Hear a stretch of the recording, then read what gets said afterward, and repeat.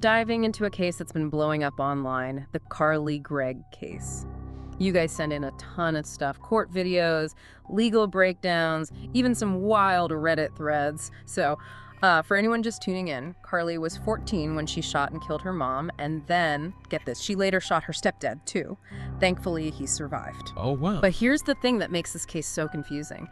Everything we know points to her being like a totally normal teenager, good student. I even got like student of the year at one point. So seriously, what happened? Yeah, it's definitely one of those cases that makes you scratch your head. And scrolling through everything you guys sent over, the biggest question that keeps popping up is, like, the motive. Everyone's trying to find that one missing piece that explains why a young girl would do something so awful, you know? That's human nature, right? To try and make sense of the senseless, especially when it involves a child.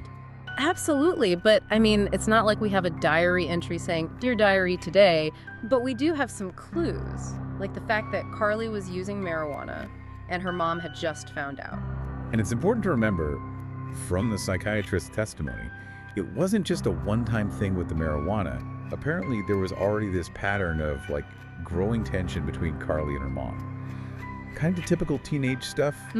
But the psychiatrist suggested it could have been amplified by an undiagnosed mental health issue. Wait, are you talking about the bipolar 2 thing? Yeah, exactly. And that's where things get really complicated. See, bipolar 2, in teenagers, it's tricky. Their moods are all over the place anyway, so it's easy to mistake it for just being a teenager, you know? Right.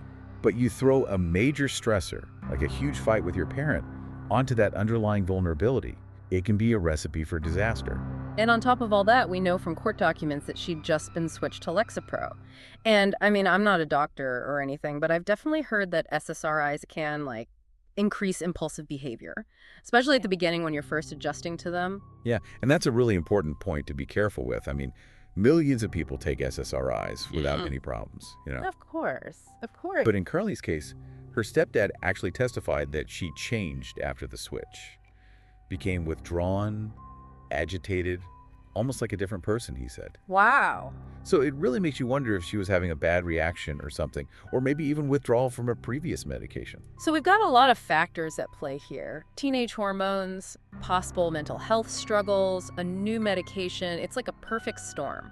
And that's where this whole legal definition of insanity comes in, which could be very different from how we usually use that word. Because it's not enough to just say, well, she was obviously not thinking straight. Right.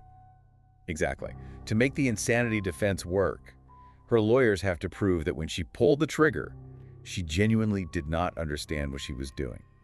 Like, she didn't grasp the consequences of her actions, or she couldn't tell right from wrong. And that's a high bar to clear. Okay, so that's the legal challenge they're facing. But even with all of that, her stepfather's support, I mean, he actually testified for her. A lot of people online, especially on Reddit, they just can't wrap their heads around it. Like, inviting her friend over after. It's just bone-chilling, you know? Yeah, that detail in particular is tough to stomach.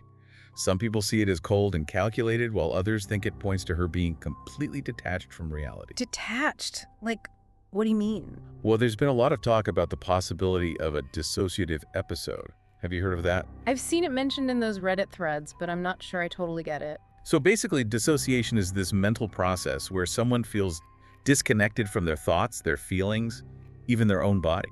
So they're kind of like watching themselves from outside almost. Exactly. It can be a response to trauma, and it can make you feel like you're in a dream or a movie. So you're saying Carly might have been in this dissociative state during the shootings or even right after, and that's why she acted so strangely. That's what some experts are suggesting, yes. Yeah, okay. But of course, that's where the prosecution comes in with their side of the story. Right, because she texted her stepdad from her mom's phone. Right. And tried to hide the gun. The prosecution is using all of that to argue against the insanity defense. They're saying if she didn't know what she was doing was wrong, why try to cover it up? It's a classic case of two very different narratives. On one hand, you have the defense saying she was basically not in control of her own mind, and on the other, you have the prosecution saying, hold on, her actions tell a different story. And this is where the judge's rule gets really interesting. Because? Well, a lot of legal experts, and even some of the comments you sent, are saying his conduct during the trial could actually be grounds for appeal. You mean, like, how impatient he seemed? Especially with the defense and all those medical records? Precisely. Because justice isn't just about the verdict, right? It's about making sure the process is fair for everyone involved. Right. Everyone deserves a fair shot.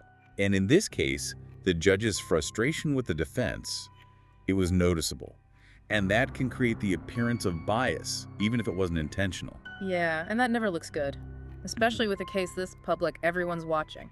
Exactly. And even though public opinion can't sway a jury's decision, it does make you think about how justice is perceived, especially online. It's like everyone's a critic now, right? Right. And in the age of social media, those perceptions can be hard to ignore. Yeah, and it's a tough spot for a judge to be in, right? You have to keep things moving, but you also don't want to appear biased. Totally. And speaking of public perception, there's one aspect of this case I keep coming back to. Heath Smiley, Carly's stepdad. Oh, yeah. It's strange. What do you mean? Well, this is the husband of the victim, right? Right.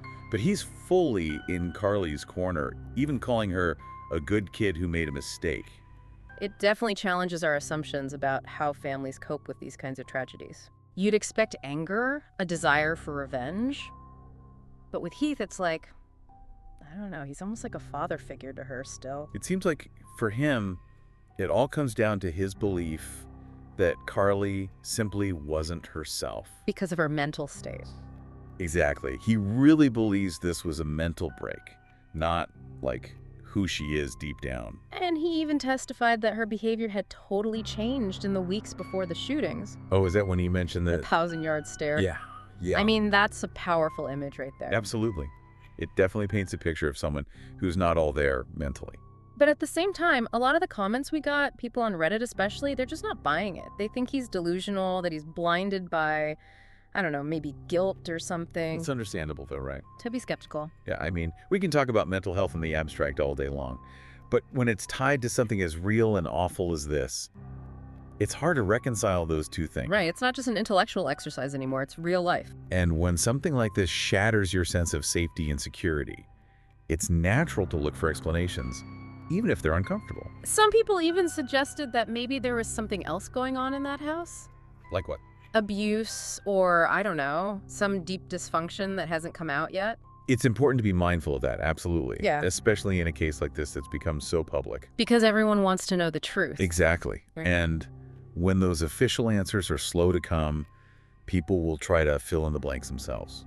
Speaking of unanswered questions, you mentioned earlier that Carly texting from her mom's phone, that doesn't exactly scream, I didn't know what I was doing, right? Right. But what about the fact that she claims she can't remember the shootings at all? Like, is it really possible to just blank out something that huge? So that's where things get really tricky with dissociative amnesia. Which is? It's basically like your brain hits the delete button on a traumatic memory. And it's a real phenomenon, especially after something as intense as what Carly went through. But how do we know she's not faking it? That's the million-dollar question, isn't it? That's where you need forensic psychologists to really dig in. So they can, like, tell if she's lying. Not just about lying, but about her overall mental state. They look at her history, do in-depth interviews, even use special tests. It sounds intense. Oh, it can be. And the results of that evaluation, they could make or break the whole insanity defense. Because if they think she really can't remember. It supports the idea that she wasn't in control of her actions, that she didn't fully grasp what was happening. It makes you wonder, though, if she doesn't remember, can she even stand trial? That's a huge question in cases like this. How so? Because competency to stand trial, that has a very specific legal meaning. Which is? Basically, it means the defendant understands the charges against them, they know what's going on in the courtroom, and most importantly, they can work with their lawyer to defend themselves. So it doesn't matter if they were in their right mind during the actual crime, it's about right now. Exactly. And if Carly's found incompetent, because of the amnesia or anything else, the whole trial could be put on hold. Until she's deemed competent. Exactly. Which could be a while. They're never. Right, and that creates this whole other debate about how long is too long. How do you balance protecting someone's rights with keeping society safe? The tough one. You said it. There's one more thing I wanted to ask you about. Yeah, what's that? Carly's behavior in the courtroom. Oh, you mean like how she dresses and that whole smirking thing? Yeah, have you noticed that? Definitely. People online are freaking out about it. Some say it proves she's a psychopath, that she has no remorse. Right. But others are saying it could be a coping mechanism. Like she's just checked out completely. Exactly. Or it could even be a side effect of medication. You never know. It's just, it's hard to watch, you know. whatever the reason is. Well, and that's the thing about human behavior, right? It's messy, it's complicated, and sometimes it just doesn't make sense. It's like we're trying to understand a puzzle where half the pieces are missing. Exactly. Mm. And that can be really frustrating, especially when you're looking for clear-cut answers. I think that's what's so fascinating about this case, though, at least for me. What do you mean? It's like this giant question mark. It forces you to confront the unknown. And to sit with the discomfort of not knowing all the answers. Exactly. It's like you said earlier, we try to find meaning in the mess. In this case, it's just messy. It really is, and that's why it's so fascinating, not just for the legal stuff, but for what it says about us, about how we try to understand things like that. Right. It's like trying to put together a puzzle, but the pieces are all jumbled up. Her seemingly normal life, then this horrific act, her weird behavior afterward, the stepdad's unwavering support, even the judge's attitude. It just doesn't add up neatly. And maybe that's the biggest takeaway here. What do you mean? We might never fully understand what led up to those shootings. Right.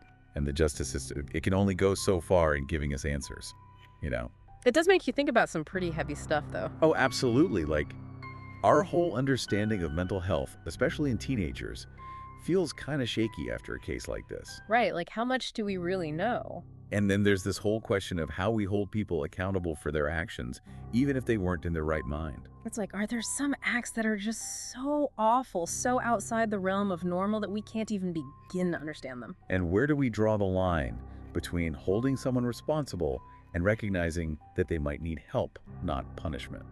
It's tough. And honestly, this whole case reminds me of that quote. I think it was Dostoevsky who said it, about how the line between good and evil runs through every human heart. It's easy to look at a case like this and think, that's pure evil. But the truth is, it's way more complicated than that. It's a good reminder that none of us are immune to darkness, But at the same time, it's also a reminder that we're all capable of change, of redemption, of finding our way back from the brink. That's where the real work begins, I think. Not in judging or labeling, but in understanding. This deep dive, it's really been more about sitting with the unknown than finding easy answers. And sometimes, that's the best we can do. So where do we go from here? Well, the trial is still going on. So legally speaking, that's the next chapter. But beyond the courtroom, I think this case has sparked a conversation that's bigger than Carly Gregg. What do you mean?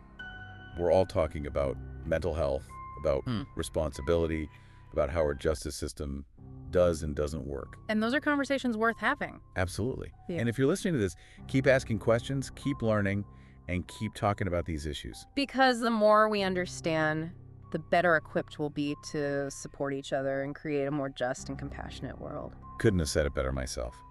Well, on that note, we're going to wrap up this deep dive. Thanks for joining us, and we'll catch you next time.